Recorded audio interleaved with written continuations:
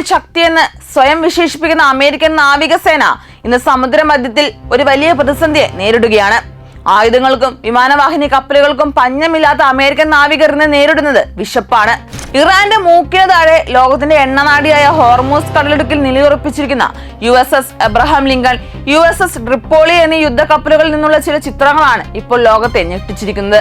Social മീഡിയയിൽ പ്രചരിക്കുന്ന ഈ ചിത്രങ്ങളിൽ കാണുന്നത് അപൂർണമായ ഭക്ഷണത്തട്ടുകളും രുചിയില്ലാത്ത വിഭവങ്ങളുമാണ്. ഒരു കഷ്ണം ഉണങ്ങിയ മാംസവും മടക്കിയ ടോർട്ടിലയും മാത്രമുള്ള ട്രേകൾ സൈനികരുടെ ദയനീയാവസ്ഥ തുറന്നു കാട്ടുന്നു. യുദ്ധമുഖത്ത് ജോലി ചെയ്യുന്ന സൈനികർക്ക് മാനസികമായും ശാരീരികമായും കരുത്തു നൽകേണ്ട ഭക്ഷണ കാര്യത്തിൽ ഇത്ര വലിയ അശ്രദ്ധയുണ്ടായെന്ന വാർത്ത അവരുടെ കുടുംബങ്ങളിൽ വലിയ പരിഭ്രാന്തി സൃഷ്ടിച്ചിരിക്കുകയാണ്. വെസ്റ്റ് വിർജീനിയയിലെ ഒരു പാസ്റ്റർ വെളിപ്പെടുത്തിയത് പ്രകാരം സൈനികർ എപ്പോഴും വിശന്ന് വലയുകയാണെന്നും ഇത് തങ്ങളുടെ ഹൃദയം തകർക്കുന്നുവെന്നുമാണ്. ഹോർമൂസ് കടലിടുക്കിൽ ഇറാന്റെ സ്വാധീനം വർദ്ധിച്ചു വരുന്നത് അമേരിക്കയെ സംബന്ധിച്ച് വലിയ വെല്ലുവിളി തന്നെയാണ്. ഇറാന്റെ വിപ്ലവ ഗാർഡുകൾ ഈ ജലപാതയിൽ ഏർപ്പെടുത്തിയിരിക്കുന്ന കർശന നിയന്ത്രണങ്ങൾ അമേരിക്കൻ വിതരണ ശൃംഖലയെ ബാധിച്ചു എന്ന സംശയമാണ് ഭൗമരാഷ്ട്ര നിരീക്ഷകർ ഉന്നയിക്കുന്നത്.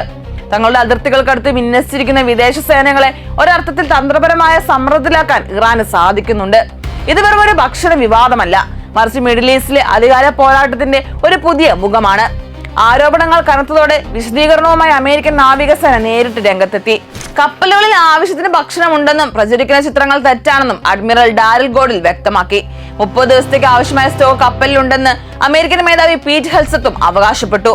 എങ്കിലും യുദ്ധപ്രവർത്തനങ്ങൾ കാരണം മെയിൽ വിതരണത്തിൽ താൽക്കാലിക തടസ്സങ്ങൾ ഉണ്ടായിരുന്നുവെന്ന് അവർ സമ്മതിക്കുന്നു. സൈനികരുടെ മനോവീര്യം തകർക്കാതിരിക്കാനുള്ള തീവ്ര ശ്രമത്തിലാണ് ഇപ്പോൾ അമേരിക്കൻ ഭരണകൂടം. യുദ്ധക്കപ്പലുകൾ കടലിൽ നീങ്ങുന്ന വമ്പൻ നഗരങ്ങളാണ്. അവയുടെ കരുത്ത് സൈനികരുടെ സംതൃപ്തിയിലാണ്.